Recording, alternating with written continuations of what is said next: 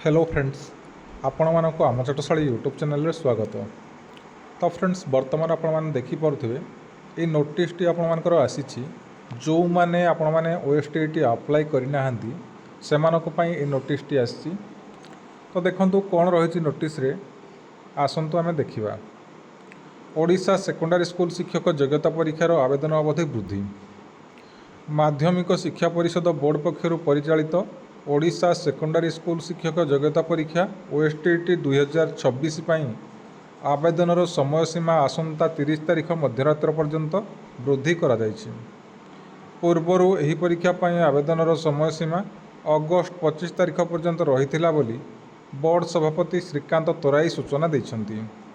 OSTT 2026 योग्य कौनसी प्रार्थी जेभली नाम पंजीकरण वंचित न हुअन्ति सेथिपाई बोर्ड कर्तृपक्ष एभली पदक्षेप ग्रहण करिसेंति।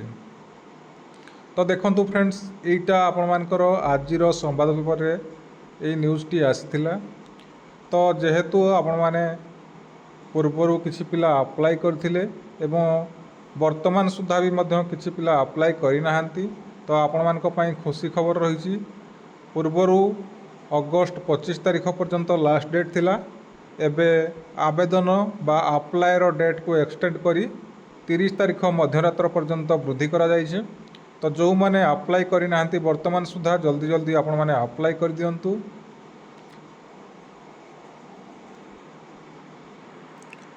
आपण माने केमिति मोबाइल फोन किंबा कंप्यूटर सहायता बिना द्वंद्व निर्भुल भाव में अप्लाई करेंगे तार मु डिटेल्स गोटे वीडियो बनै देछि। तो आपण माने चाहिए देखिपारे। तो जदि आपण माने सेटा देखिया चाहूँगी यही वीडियोर डिस्क्रिप्शन रे तार लिंक अच्छी। तो आपण माने सेठारे क्लिक करिकी आपण माने केमिति स्टेप बाय स्टेप अप्लाई करि परिबे फुल डिटेल्स आपण माने देखि परिबे। तो मनरे जदि आउ किछि डाउट अछि तबे निहाती भाव में आपण माने कमेंट बॉक्स रे जणाइबे। तो आपण मानकर कमेंटर रिप्लाय मु खूब शीघ्र देबाको चेष्टा करी। तो वर्तमान जदि आपण मानक हमर एही वीडियोटी पसंद आस्ताय तबे लाइक कमेंट शेयर एवं यही वीडियो प्रतिदिन देखिए आम चैनल को सब्सक्राइब करूँ, जहाँद्वारा जेकोसी जॉब अपडेट आसीबो आपण माने एहार नोटिफिकेशन पाई परिबे सर्वप्रथमे। धन्यवाद।